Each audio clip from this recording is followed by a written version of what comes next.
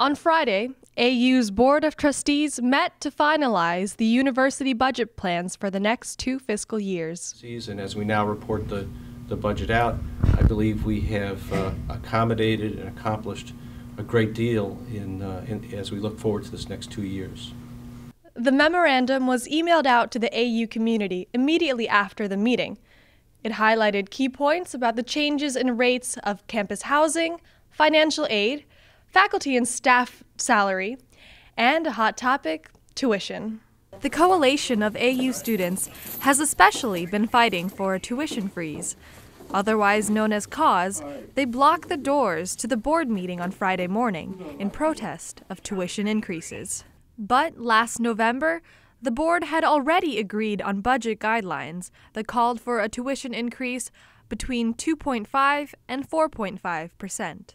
In terms of the programs that would have to be cut back, the investments that would not be made, the financial aid that cannot be given, and we made the decision as a board, which reflected the decisions that the university budget committee made, that that would have been too large a cost to pay. And instead we balanced the interest, as Neil said, of current parents and students toward moderating tuition increases with the long-term interest of all of us to continue the investment in the quality of the institution.